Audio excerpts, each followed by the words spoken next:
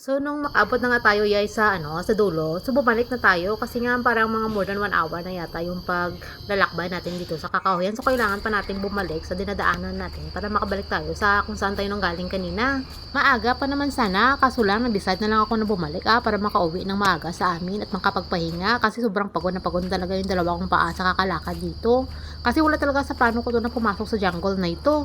So, talagang naabot talaga natin yung kabilang dulo tapos saka pa lang tayo nakabalik dito. Kahit na nananakit na yung mga paa ni Iay nyo, grabe pa rin yung smile niya. Parang wala siyang pakialam kung ano nararamdaman ng mga paa niya. Ang importante, ma-enjoy na enjoy niya yung gala niya dito sa loob ng mga kakahuyan. Pagbalik natin dito sa ating dinadaanan, talagang wala talaga ako nakitang mga tao na pag-alagala dito. Talaga, wala talagang nag-iisa. Mabuti nga na lang si Iay nyo, hindi natatakot sa mga ganitong lugar. Lalo na kapag dito ka sa Singapore, pag-alagala ng ganito. Sure talaga na makakabalik ka talaga sa mga pinanggalingan mo. Tapos, pagdating natin doon sa may kalagitnaan ng ating dinadaanan, nakita ko na rin din muli yung mga pamilya kanina na nakita ko nung ako papunta pa lang.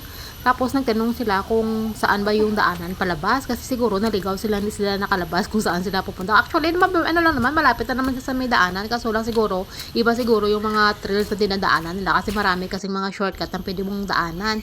Pero kapag paikot-ikot ka lang sa loob, talaga hindi ka talaga makakabalik sa iyong pinanggalingan. Sa totoo lang, kung pwede rin na hindi ka na magtanong pa kasi nga may mga direction naman yung ibang part ng mga kakahuyan kung saan yung daanan palabas. Siguro, hindi lang siguro nila nakita yon. Pero alam niyo naman, kapag ako kasi pag-alagala, talaga tinitignan ko talaga yung mga dinadaanan ko just in case na maligaw ako mamaya, idaalam ko kung saan ako dumaan. Habang nagpapatuloy tayo sa lamdas na nilalakbay natin na same lang ng mga kanina na sa dinadaanan natin, sa right side ko, may nakita akong daanan na di ko lang alam kung saan yun papunta. Pero of course, dahil sa talagang mas nangingibabaw sa akin yung aking yung curiosity ko, talagang nag-try ako, talagang bumaba talaga ako dito gamit yung landas na ito. So tingnan nyo ho, talagang happy-happy pa siya kahit hindi niya alam kung saan ba talalabas yan. Pero dahil sa medyo may oras pa naman ako para makauwi, so nag-try na naman ako dumaan dito. Tapos, nung pagkalabas ko dito, as in highway na talaga yung dinabasan ko dito. So, ibig sabihin, malapit na talaga sa highway kung saan kami kanina, kung saan ako kanina. O, diba? Kitang-kita nyo naman na marami ng mga sasakyan pagkalabas natin dito sa may kakahuyan na ito. Dahil sa isa sa mga katangian talaga ni Iay nyo, yung curiosity niya talaga, hindi talaga yun nawawala. Talagang nangingibabaw talaga yan kahit saan man siya mapadpad. So, tinahak niya yung landas ng highway na yun kung saan yun pupunta. So, nung makalabas ako doon sa dulo, as in nakita ko na talaga kung saan tayo napadpad. Napadpad na tayo sa may Siloso Beach. So, from sa lugar na binabaan natin galing sa sa Kakahuyan, mga 10 minutes walk lang, makarating ka na kaagad sa may Siloso Beach. So, pili ka ng maligo kung gusto mo maligo. Pero dahil nga sa gusto kong balikan kung saan ako dumaan kanina kasi gusto ko talaga lumabas kung saan ako pumasok.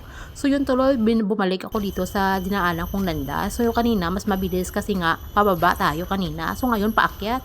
So talagang pagod na pagod talaga si Anyo sa kakaakyat. Kaya mga ilang minutos pa lang pag-akyat niya is talaga nagpahinga na talaga siya. Ba nakita niyo mo kanina yung nag-stop talaga para magpahinga lang kasi nga sobrang sakit na ng tuhod niya dahil nga sa katandaan niya.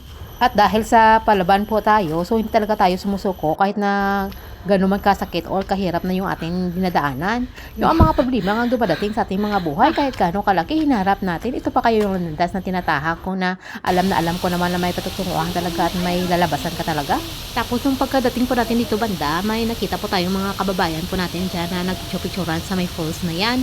So pagbalik natin dito sa may falls na ito, so may nakita ko diyang mga kababayan natin na mga Filipino din na kumukuha ng mga picture nila. So, tatlo sila magkasama. So, gusto nilang magpakuha ng picture nila na magkasama sila talagang tatlo. Of course, nagiging photographer muna tayo. Alam nyo naman, di ba, na kapag tayong mga Pilipino magkasama, hindi talaga yun nawawala yung mga picture-picturean. So, after nang makunan ko sila ng mga picture nila, tinanong rin din nila ako kung gusto ko rin magpakuha ng picture ko. So, alam nyo naman, siya nyo, kapag iba yung hindi ko gaano kakilala yung tao, talagang nahihiya talaga ako magpakuha ng mga picture ko. Sabi ko, hindi na lang. Lalabas na lang din kasi ako dito sa may kakahuyan na ito. Tara, baba na muna Mount Imbiat. Ako'y babalik na doon sa pinanggalingan ko kanina. So dito, dumaan na naman ako dito kay Phaeton. Kanina umaga, naghawak rin din ako sa kanya. Nagbayad na ako ng $5. Pero dahil nga di ko sinabihan yung kaibigan ko, nakunan niya ako ng video, kinuha niya lang sa akin yung photo picture. So gustong-gusto ko talaga magpa-video kay Phaeton. Kaya of course, bumalik ako dito para magpakuha ng video. So tamang-tama, walang customer si Uncle. Talagang nag-iisa lang ako. Kung kaninang umaga, yung paghawak namin sa kay Phaeton is mga ilang sekundos lang. Ngayon na nag-iisa ako, mga more than 1 minute tagla yung pagkahawak ko sa kanya. So grabe pa yung galaw na galaw ni may Phaeton sa liig ko. So after ko na makapagkuha ng video, pues kailangan ko nang bumalik sa baba para makasabalik dun sa may sakayan ng monorail kasi nga talaga nga alis na tayo dito.